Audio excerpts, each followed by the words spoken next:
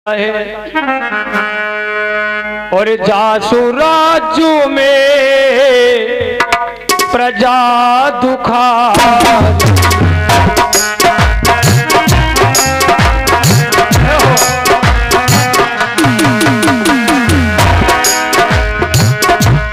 आइए अब आप लोग सुने कंस जन्म, जिसके वजह से भगवान धरती पे आए थे द्वापर में।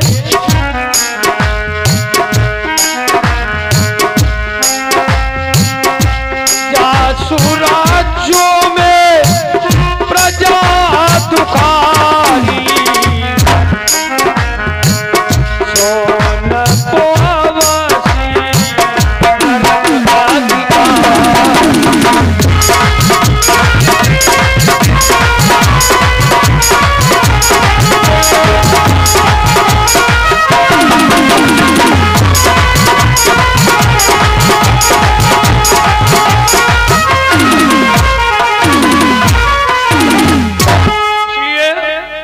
ध्यान में रखना भाइयों।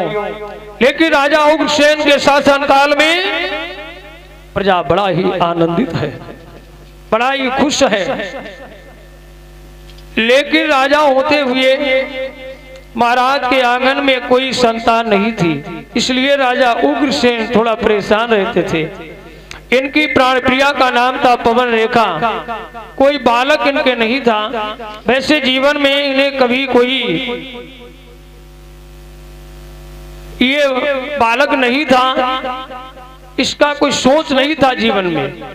लेकिन एक बार सुबह का समय था, अपनी रानी पवनरेखा के साथ में जब घूमने के लिए निकले तो सामने से एक व्यक्ति ने कहा कि अरे आज तो निर्वंशी राजा का मुंह देख लिया है, पता नहीं आज का दिन कैसा होगा।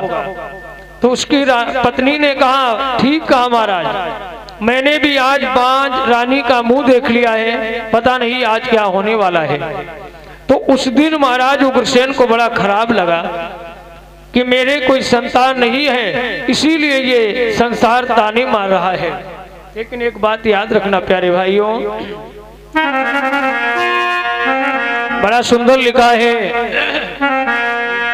अरे कोई अल्लू बिनु बगिया सुनी लागे, कोई अल्लू बिनु बगिया सुनी लागे, कोई अल्लू बिनु बगिया सुनी लागे।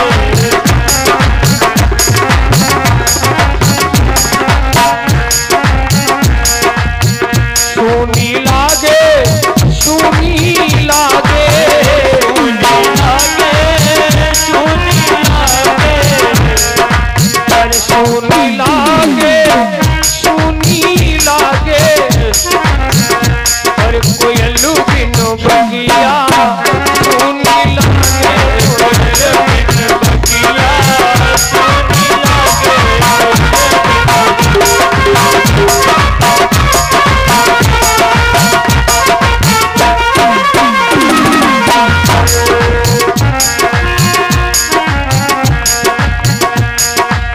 बिना बबुल के मई का सुना, बिना बबुल के मई का सुना।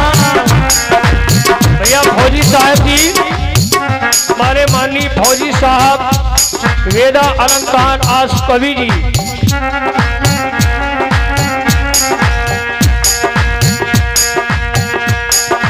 अरे मई का सुना बिना बबुल के मई का सुना, बिना बबुल के मई का सुना। कोई अल्लू बिनु बगिया सुनी लागे, कोई अल्लू बिनु बगिया सुनी लागे, कोई अल्लू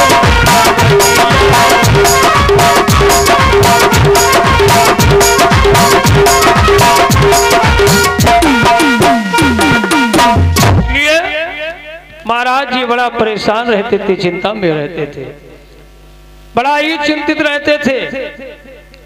अरे महाराज क्या हुआ, एक दिन की बात है, सुबह का समय महाराज जी ने कहा चलो बगिया में टहला जाए, इससे कुछ मेरा मन बदल जाएगा, क्योंकि यहाँ पर लोग ताने मारते हैं, जीना मुश्किल किए हैं। देखो, सब कुछ होने के बाद में भी बालक नहीं है। परमात्मा ने दुनिया में सर्व सुखी आज तक किसी को नहीं बनाया, क्योंकि इस संसार का नाम है दुखालय, सुखालय नाम ही नहीं है। यहाँ हर आदमी दुखी है। आप लोग भी कायदा से बैठ जाओ, आपका भी चित्र इसमें आ रहा है और सदा के लिए यहाँ की कथा अमर हो जाएगी। तो अब इस प्रकार से परमात्मा की ये लीला है कि आज तक किसी को सर्व सुखी नहीं बनाया।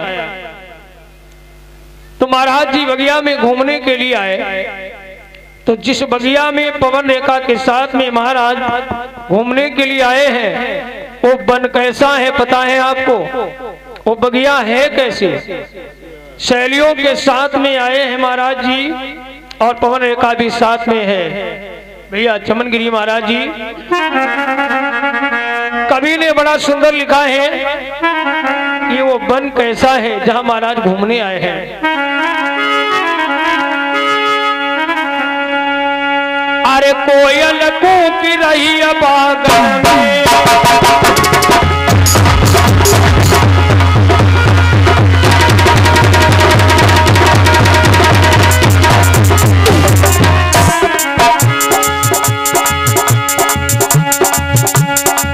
भैया शेरा सिंह, कैसी है बगिया जहां राजा उग्रसेन जी घूमने आए हैं?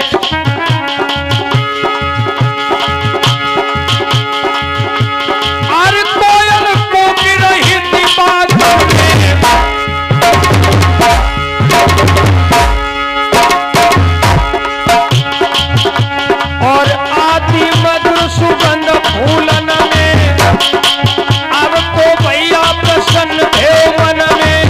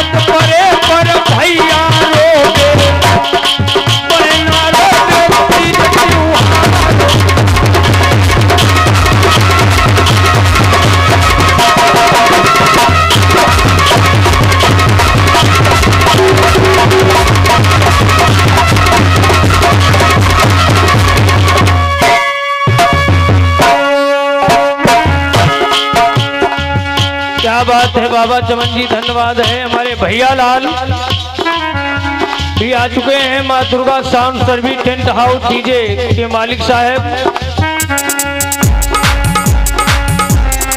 और इस दुनिया लुटी रही है।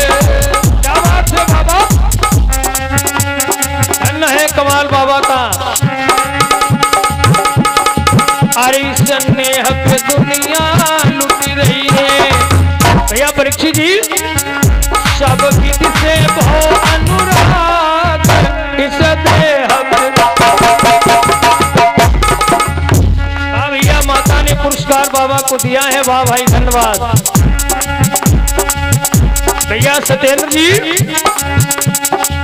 अरे स्नेह पे दुनिया लुटी रही है, सब गीत से बहु अनुराग इस स्नेह पे दुनिया लुट रही है।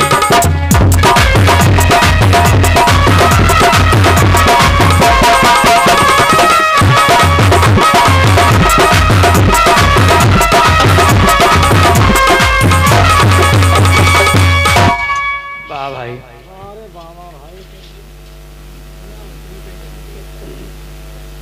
वाह भाई, 100 101 रुपए का दान अर्पण किया है। बहुत बहुत धन्यवाद है। भगवती मैया मनोकामनाओं को पूर्ण करे। साधुवाद, धन्यवाद, अभिनंदन है। भाइयों, जिस बगिया में आज महाराज उग्रसेन जी घूमने आए थे शैलियों के साथ में, पवन रेखा भी साथ में है। वन कैसा है? वृक्षों की घनी छाया है। खग वृंद गुंजार कर रहे हैं। पपिया आवाज दे रहा है। कोयल मीठे सुरों में गा रही है। रथ खड़ा कर दिया। एक रास्ते पर सहेलियां हो गई और एक रास्ते पे पवन रेखा। इनके रास्ते अलग अलग हो गए। भाइयों, जिस समय अंदर प्रवेश किया तो पवन रेखा बहुत आगे निकल गई। तब तक एक शेर ने दहाड़ लगाई। शेर की आवाज को सुनकर के पवन रेखा भयभीत हो गई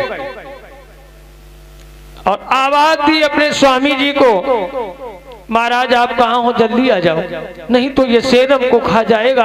आप कहाँ हो? पवन रेखा चिल्ला रही, लेकिन आवाज महाराज उग्रसेन के पास नहीं पहुंच रही। वो काफी दूर थे। शैलियां भी दूर है।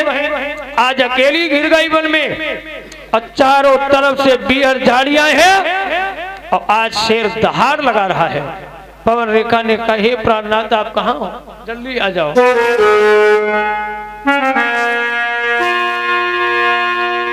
और ये जीवन धन तुमने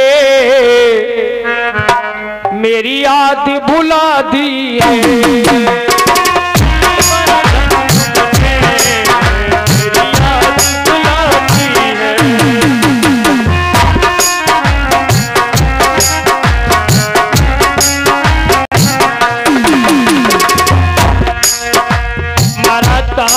जल्दी आ जाओ।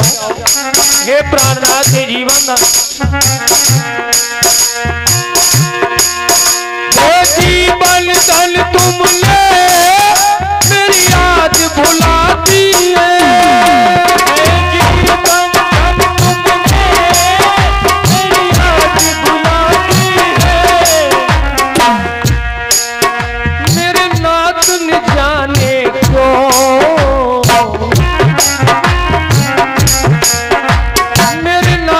जाने क्यों हमें ऐसी सजा दी है।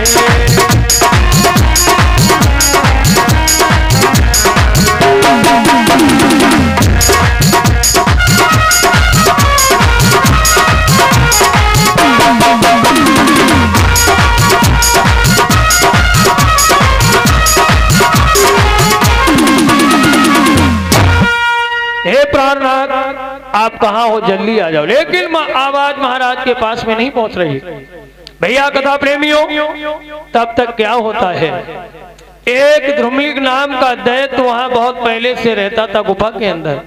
मायावी तो था ही। जैसे ही बाहर निकल करके आया और पवन रेखा के रूप को देखा तो ये पवन रेखा बड़ा सुंदर थी। इसके रूप को देख करके ये मोहित हो गया और नकली उग्रसेन का रूप बना करके पवन रेखा के पास में आया और क्या निवेदन किया है। इसने निवेदन किया, ओ प्यारी रुदन और मत करना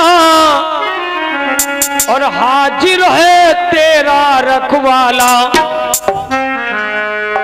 वो पवन रेखा नहीं जान पाई, नकली उग्रसेन बन के गया। मेरे आगे तुमको छेड़े है कौन भला हिम्मत वाला।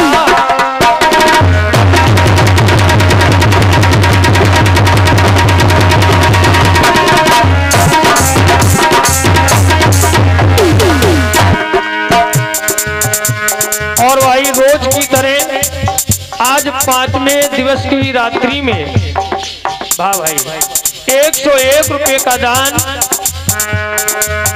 भागवत के चरणों में परिचिताइन जी ने अर्पण किया और 10-10 रुपए का पुरस्कार वाह सभी कलाकारों को देकर के सम्मानित किया है। धन्यवाद है। बाकी बिहारी की कृपा बरसती रहे,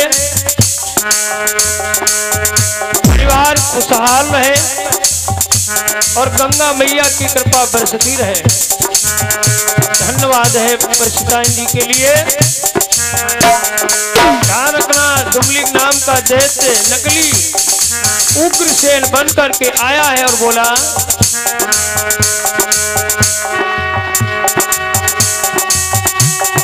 ओ प्यारी रुदल मत करना,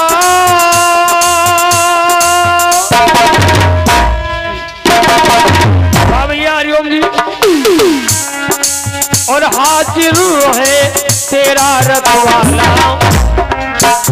और मेरे आगे बैठो भैया फौजी साहब, और मेरे आगे तुम को छेड़े है कौन भला हिम्मत वाला।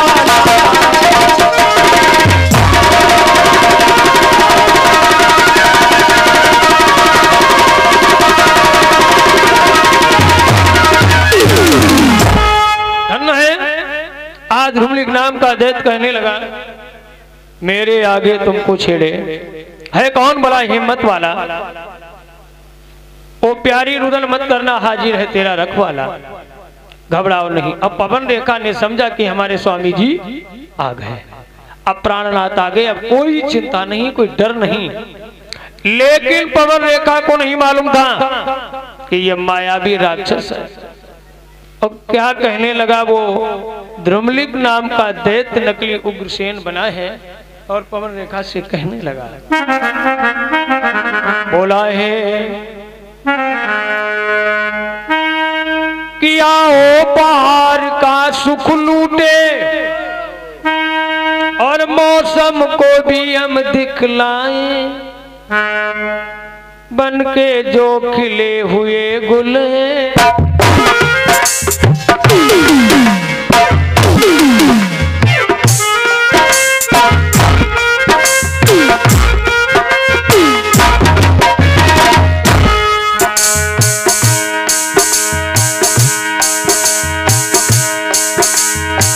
आज निवेदन किया है,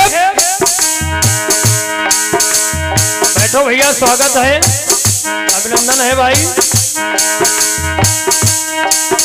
ओ प्यारी रुदन मत करना, आज रहे तेरा रखवाला,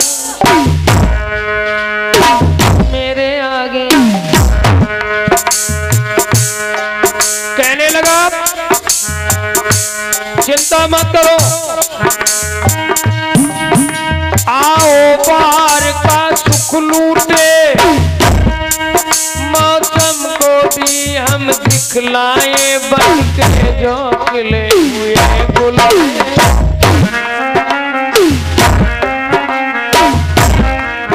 बन के जो खिले, नीचे चढ़ा दो।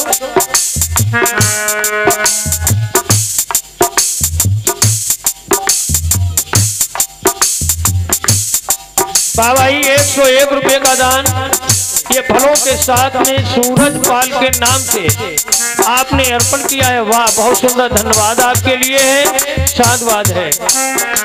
बन के जो खिले हुए गुल है, उनको जीवन से शर्माए,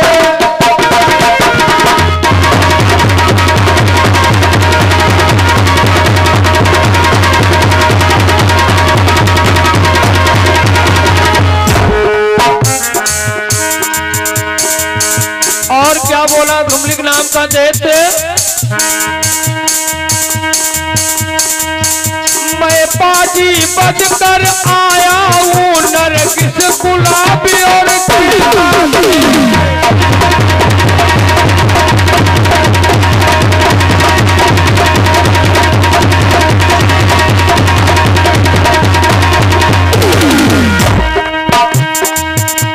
मैं बाजी बज कर आया हूँ नरगिस गुलाबी और गेंदा,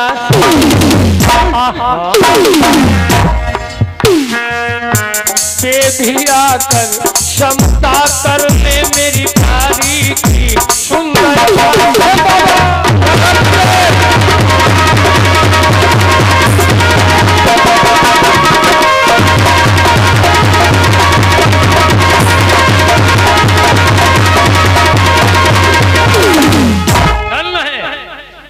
आज निवेदन किया मैं बाजी बदकर आया हूँ नरगिस गुलाब और गेंदा से, बेबी आकर समता कर ले मेरी प्यारी की सुंदरता से। हमने ये वन में जो खिले हुए फूल हैं इनसे एक ही निवेदन किया है कि हमारी प्यारी की सुंदरता के आगे तुम सब फैल हो। कहने का मतलब ये है कि वो ध्रुमलिक नाम का दैत्य जिस उद्देश्य को लेकर के आया था उस उद्देश्य में सफल हो गया। और भैया जब सफल हो गया तो अपने भेष में आ गया, बड़ा जोर से हंसा। वाह भाई, 101 रुपए का दान हमारे भैया लाल जी माँ दुर्गा साउंड सर्विस और डीजे टेंट हाउस लाइट के मालिक साहब जिनकी तरफ से भाई सहयोग आया है, बहुत बहुत धन्यवाद आपके लिए है। और दिनों दिन आपका नाम आगे बढ़ता रहे, यही बांके बिहारी से प्रार्थना है। बोलो भक्त भगवान की। आनंद नहीं आया, बड़े भाव से जयकारा लगा दो एक बार। अपने दोनों हाथ उठा करके बड़े भाव से जयकारा लगाइए। हाँ, जिन्हें परमात्मा ने 2 हाथ दिए हैं उठा ही ले। अब ना ही हाथ उठाइए, अब की हाथ मिली है या ना हाथ मिली, ना ही दारी बात को ऐसे कहियो। हाँ, इसलिए बड़े भाव से जयकारा लगाइए। वो आपका चित्र भी आएगा इसमें स्टूडियो के अंदर, सब लोग बोलिएगा। लेकिन भाई कैसे हाथ उठाई जो चप्पल पकड़े बैठे, चप्पल अलग अलग की दो, थोड़ा आराम से बोल लीजिए बड़े भाव से। अब तुमको तुम्हारे ईमान की कसम है, बड़े भाव से बोलना। बोलिए हनुमान जी महाराज की। अब तक जमान होती वोट मांगे जाते हो। वाह भाई, बहुत सुंदर, धन्यवाद है, नाज है आपके ऊपर। तो आइए, बड़ी सुंदर चर्चा है। कहने का मतलब है बुराक जिस उद्देश्य को लेकर के आया था अपने उद्देश्य में सफल हो गया। राधे राधे भाई।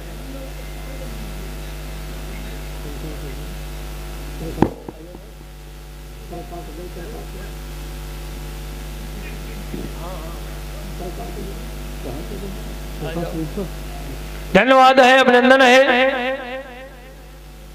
तो इस तरह से वो राक्षस भाइयों जिस उद्देश्य को लेकर आया उद्देश्य में सफल हो गया। वाह भाई, 121 रुपए का दान हमारे फौजी साहब,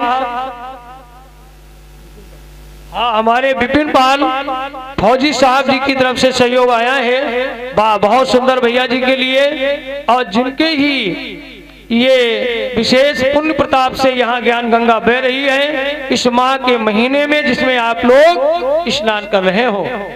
आशीर्वाद है बांके बिहारी की अनंत कृपा बरसती रहे, जीवन मंगल में हो। वो राक्षस उद्देश्य में सफल हो गया और बड़ा जोर से हंसा। पवन रेखा ने कहा, रे नीच, तूने मेरे पति का नकली रूप बना करके और आज मेरे धर्म को कलंकित कर दिया है, लेकिन जाओ मैं तुझे श्राप दे करके अभी भस्म कर दूंगी।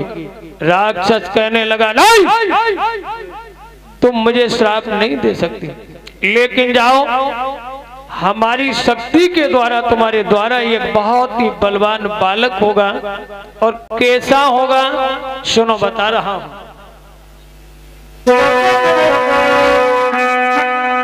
निवेदन किया,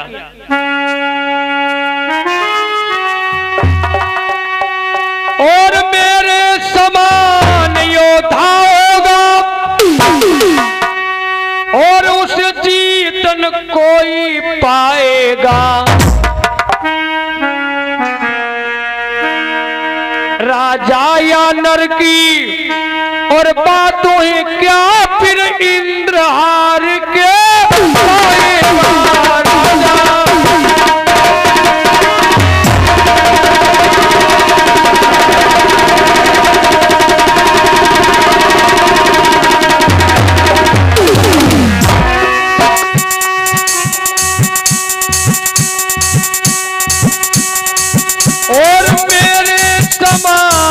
योद्धा होगा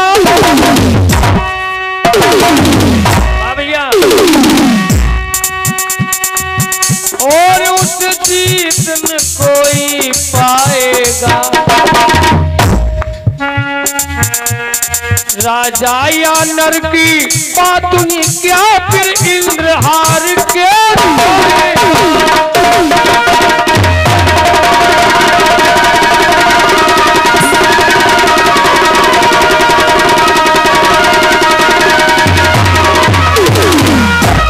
जाओ, मेरे समान योद्धा होगा उसे जीत कोई पाएगा, और राजा या नर की बात है क्या, इंद्रहार के जाएगा, इतना बलवान होगा।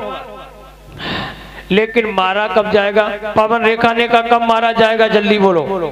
रमलिक नाम का दैत्य कहने लगा सुनो कब मारा जाएगा, ये भी बता रहा हूं कब मारा जाएगा। तेरा बालक गौ ब्राह्मण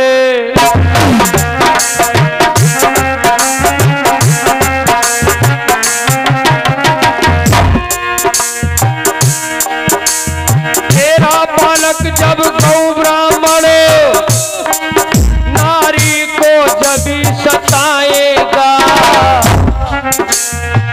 तो उसे मारने की खातिर भगवान धरा पर आएगा।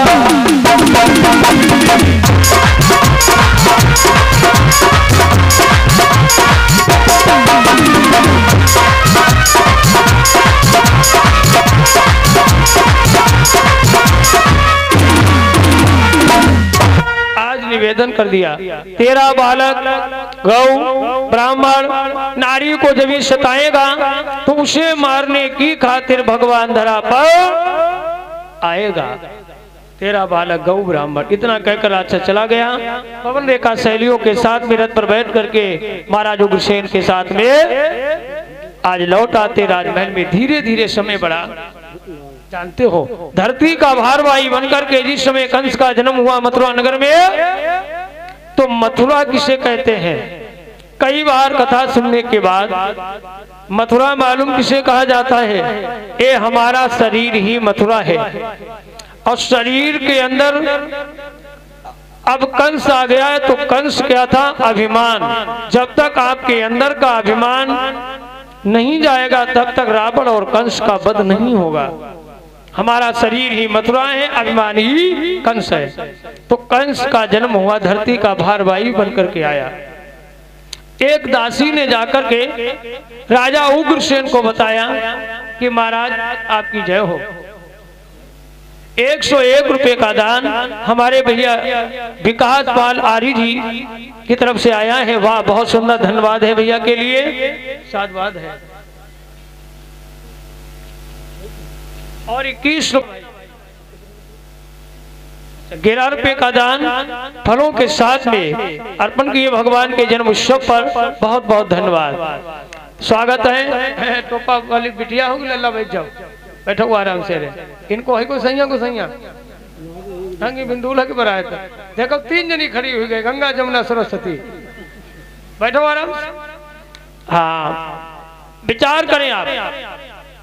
तो इस तरह से एक कंस है अभिमान।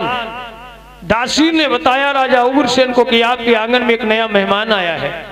नया मेहमान, हाँ आपके आंगन में बैठा हुआ है। अरे राजा तो इतना खुश हो गए, अपने गले का हार निकाला, तुरंत दे दिया दासी को, कहा ले जाओ।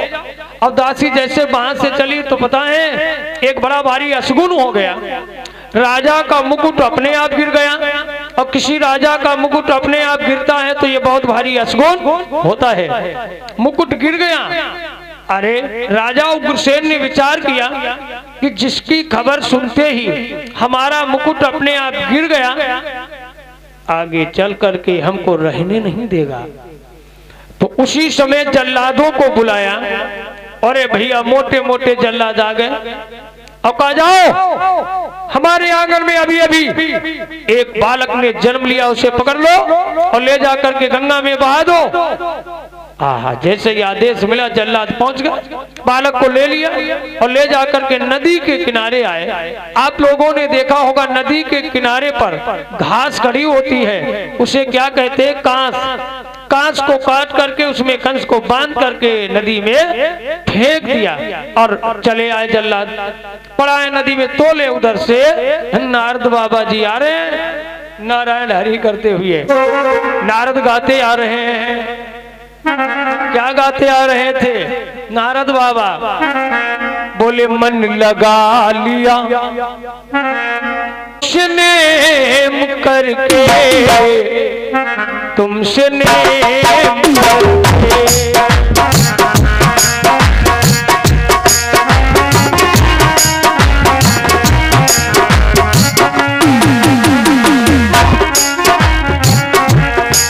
मन लगा लिया मैंने तुमसे नेम करके, तुमसे नेम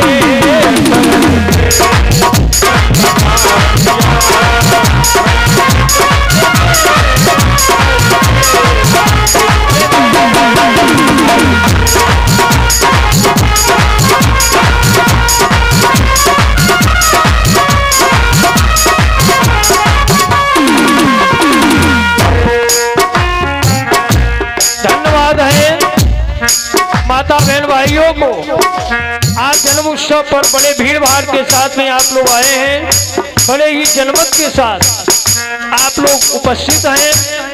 तो ना ही आई पाए जल्दी आए, जब की जगह नहीं मिल पाई। हाँ धन्य है भैया। और आज भगवान के जन्म उत्सव पर अपने फल हैं, प्रसाद हैं।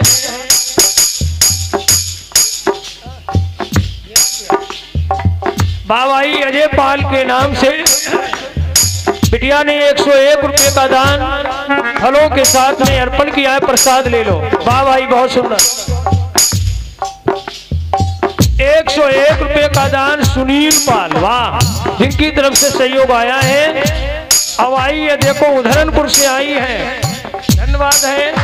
हमारा भी ख्याल रखा है, हमें भी पुरस्कार दिया है, वाह, बहुत सुंदर।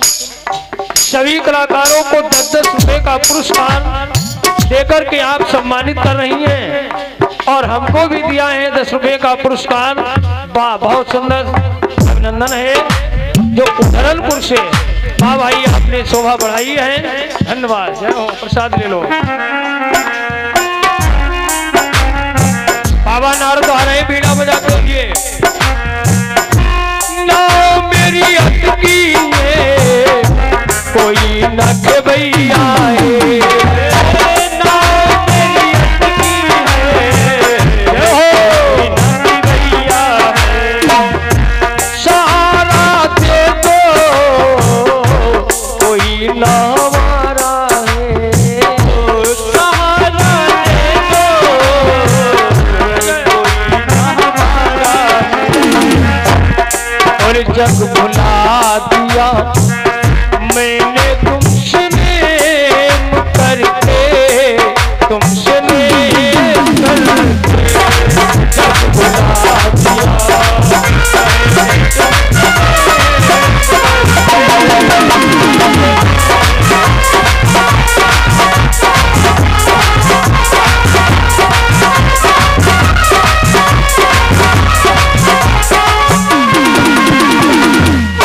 अरे भाइयों, इस तरह से आज बाबा नारद जी उसी नदी के किनारे पर आए।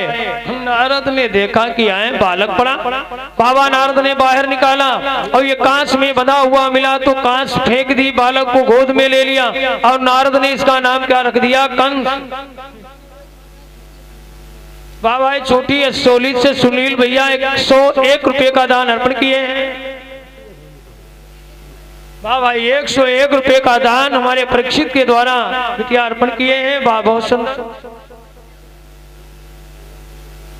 वाह भाई, 51 रुपये का ये सहयोग, हाँ, शिवराम भैया छोटी असोली से, भैया परीक्षित 50 दे देना, 50 दे दो, बहुत बहुत धन्यवाद है। प्रसाद ले लो और 50 रुपया वापस कर देना भैया जी के, धन्यवाद है। स्वागत है भैया के लिए। भगवान जन्म उत्सव का दान है।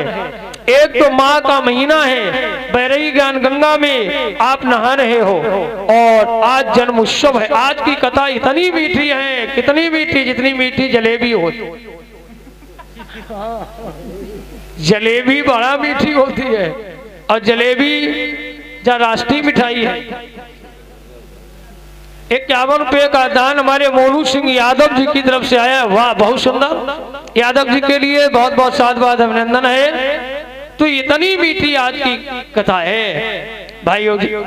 मेला में जाओ आप, 5 साल घाट देखो वहां तमाम कितनी जलेबी की दुकान लगी, बड़ी मीठी जलेबी बिक रही है ना, याद रखो। एक देवी जी तो बड़ा नाराज है गई, हमें मेला दिखाने नहीं ले गए। अब बड़ा रूठी, तो पति ने कहा काहे नाराज हो भाई, तो क्या निवेदन किया, एक लाइन सुनो, बैठ जाओ भैया, बैठो। कहा स्वामी जी तुमने कहा था कि हम तुम्हें मेला दिखाने ले चलेंगे, अब मेला सब जा रहा है, अब तक एक ही 2 दिन रह गया मेला, नहीं ले जाओगे क्या? अरे आगरा से घाघरो मंगा दे सैया, हम बोलो मैं तो मेला देखन जाऊंगी।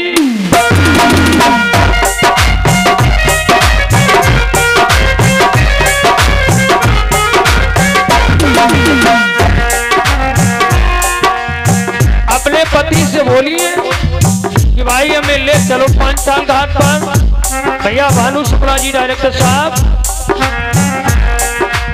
आगरा से घाघरो मंगा दे सैया, मैं तो मेला देखन जाऊं।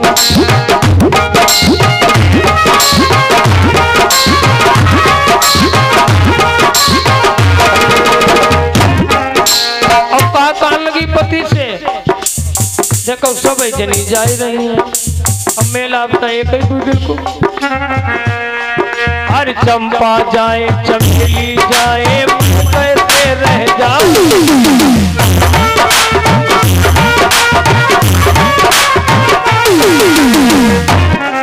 भैया शेरा जी, चंपा जाए चमेली जाए, मैं कैसे रह जाऊं। अरे 10 रुपया की गरम जलेबी बैठी सड़क पर खाऊं। आहा, अरे 10 रुपया की गरम जलेबी बैठ सड़क पे खाऊं। और सब तो देख, मैं तो देखूं मेला, सब देखे मेरो घाघरो मांगा।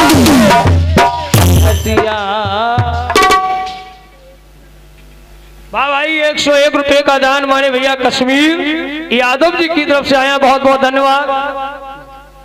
का दान कर लू भैया छोटी सौली, ज्ञान की गंगा में नहा रहे हो भैया।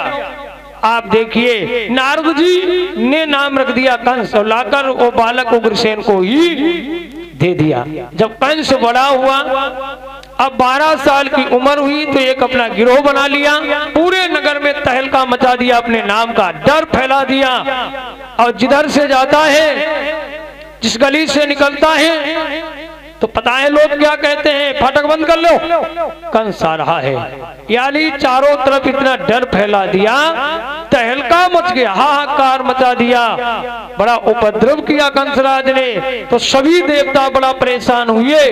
अब बड़ा परेशान होकर के अब कहाँ पहुंचे हैं, भोलेनाथ के पास में फरियाद करते हैं कि हे भोलेनाथ बताइए भगवान कहाँ मिलेंगे, हम अपनी फरियाद सुना लें, भगवान को बुला लें, क्योंकि कंस का अत्याचार दिनों दिन बढ़ता जा रहा है। सभी देवता खड़े हैं भोलेनाथ के पास। इधर देखो, एक दिन मालूम कंस ने क्या किया, एक दिन कंसराज ने अपने पिता उग्रसेन को जेल के अंदर बंद कर दिया।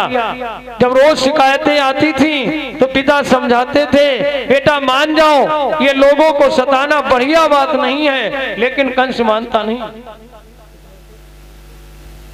21 रुपए का दान आपने अर्पण किया है, बहुत बहुत धन्यवाद, प्रसाद ले लो।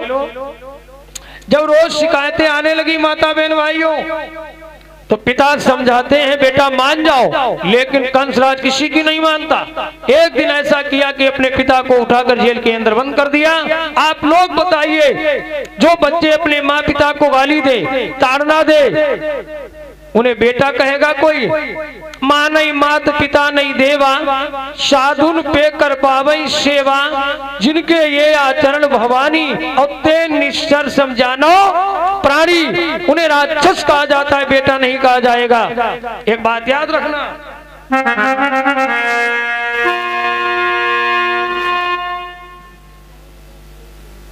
एक केवल विचार करना आप लोग, पहले के बेटा कैसे थे, आज के बेटा क्या है।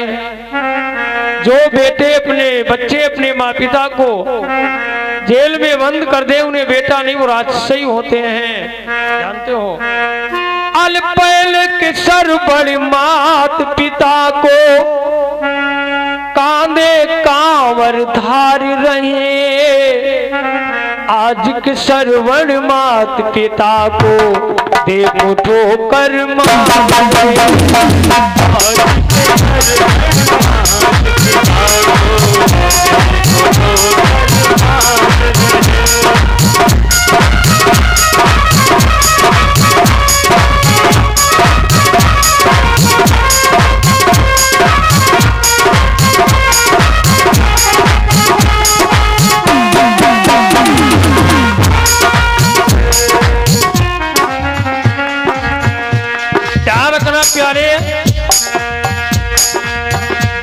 दुशासन सारी कीजे,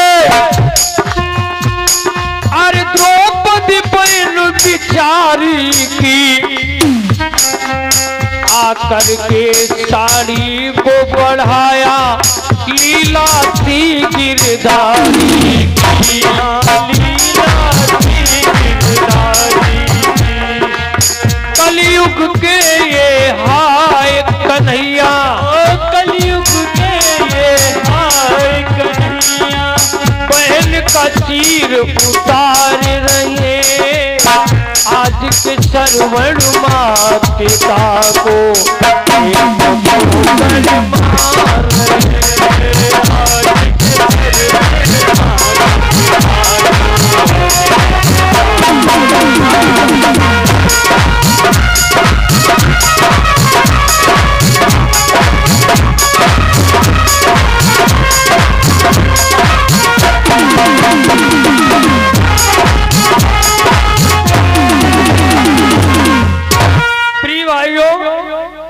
इसलिए कंस ने पिता को जेल में डाल दिया।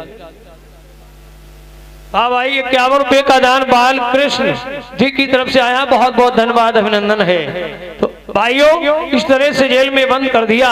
और कंस रात का विवाह बिहार में जरासंध की 2 बेटियां जुड़वा पैदा हुई थी, एक का नाम था अस्थि, एक का नाम था प्राप्ति। तो ये शर्त रखी थी विवाह में, देखो पहले हमारे यहाँ विवाहों में शर्त रखी जाती थी।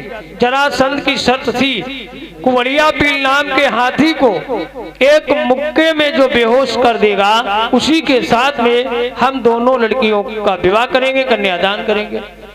पहले विवाह में शर्त रखी जाती थी, आज नहीं रखी जाती है। आज अगर विवाह में शर्त रख दी जाए, बहुत जने कुंवारे रह जाए, वैसे बहुत जने कुंवारे घूम ही रहे। अब विवाह में शर्त रख दी जाए, फिर तक कमाले हो जाए, फिर तक आधे कुंवारे घूमे। आज विवाह में शर्त नहीं रखी जाती, पहले रखी जाती थी शर्त। रामफूल महात्मा जी की तरफ से वाह भाई 21 रुपए का दान आया है, धन्यवाद। देखो एक बात और है, जब से हमारे यहाँ अनमेल विवाह होने लगे, तब से घरों में कलह मच रहा है। विवाह करो मेल का करो, मेल का विवाह होना चाहिए, अनमेल का विवाह नहीं करना चाहिए। अनमेल का विवाह कैसा? अब मेल का विवाह होना चाहिए। आप पंडित के पास जाते हो, कहते हो भैया जरा देखो लड़का लड़की के वर्ण मिल रहे हैं, तो पंडित जी का मिला, कबूतर वर्ण, घोड़ा वर्ण, ये तो वर्णवादी मिला। वो वर्ण का मतलब क्या होता है? रंग, पहले रंग मिलाई लो, ध्यान रखो। वर्ण माने क्या होता? रंग, पहले रंग मिलावो। घोड़ा और कबूतर जयबादी मिलावो, पहले मिलाओ रंग। अगर लड़की गोरी है तो लड़का भी गोरा होना चाहिए। ब्याह कदे कतई लड़ाई नहीं हुई, कबहू नहीं हुई। अब लड़की गोरी है और करिया संग ब्याह कर दो, कतई नहीं बनी ही। अगर जरा सी बात हो गई अपने में, का कह रहा हो, हाँ तो आप समझ लीजिए ये अनमेल का विवाह। भाई 21 रुपए का दान हमारे धनी राम जी छोटी असौली से, भैया प्रसाद ले लो। धनी राम जी, नाम कितना बढ़िया है, धनी राम, वाह बहुत सुंदर, प्रसाद ले लो भाई। तो याद रखो, लड़की गोरी, लड़का भी गोरा। और लड़की अगर गोरी है और करिया संग भी आओ कर दो कतई नहीं बनी। और मेल का विवाह, अगर लड़की की थोड़ी जीभ लगती है ऐसो ही लड़का ढूंढो जिसकी थोड़ी जीभ लगती हो, अब ब्याह कर दो दोनों जने, फिर बतलाई देखो कितो नी को लगती। हाँ, तो अब ये मेल का है विवाह। अब अगर बिटिया की एक ही आंखी ऐसे लड़का ढूंढ लो, एक ही आंखी वालो ब्याह कर दो, फिर देखो दोनों जन में कितनी सलाह। जब एक आंखी बिलैया रखा मैं, वो एक आंखी कुत्ता रखा मैं, बढ़िया। ये मेल का विवाह है ना, अनमेल का विवाह नहीं होना चाहिए। विवाह पहले शर्त रखी जाती थी, तो बड़े बड़े पहलवान, बड़े बड़े वीर योद्धा जरासंध ने बुलवाए, पर किसी ने कुबड़िया पील नाम के हाथी को वश में नहीं कर पाया। अब कंसराज सेना को लेकर पहुंचा, और कंसराज जब देखा किसी ने हाथी को बेहोश नहीं कर पाया, तब जरासंध कहने लगा कि धिक्कार तुम्हारे बल को, हमें लगता है कि अब धरती पर कोई वीर नहीं रह गया है, ये धरती वीरों से खाली हो गई है, हमको लगता है ऐसा।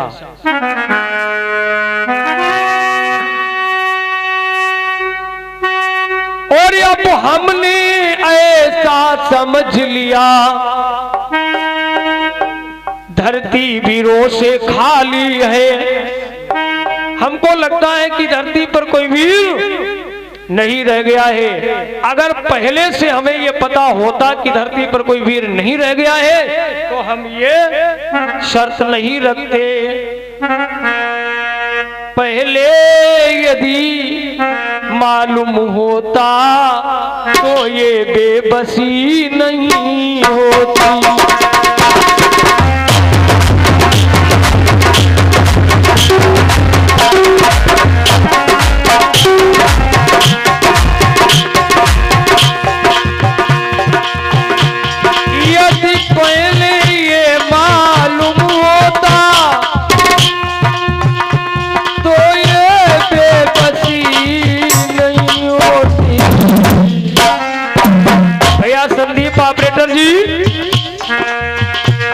मैं करता नहीं प्रतिज्ञा को,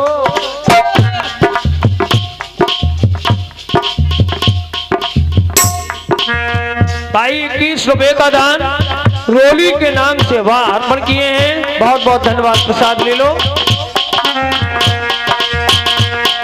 मैं करता नहीं प्रतिज्ञा को तो मेरी हंसी नहीं होती।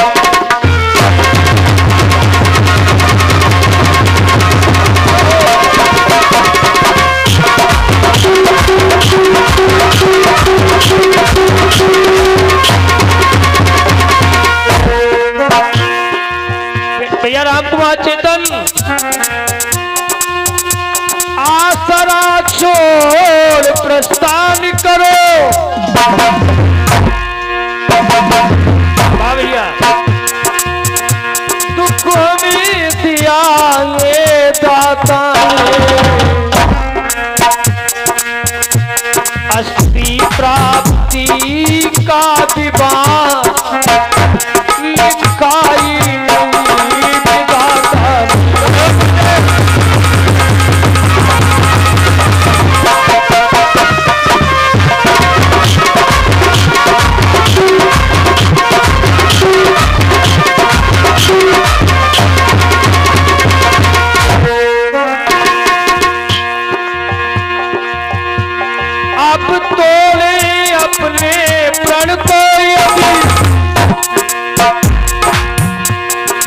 दादा प्रेमचंद आर्य जी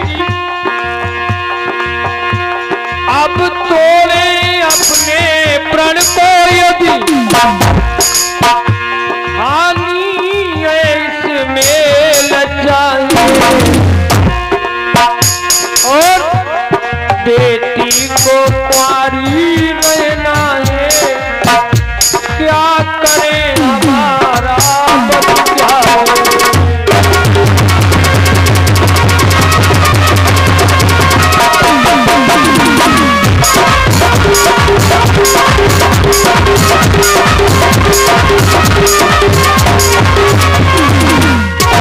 भाइयों इस तरह से आज जरासंध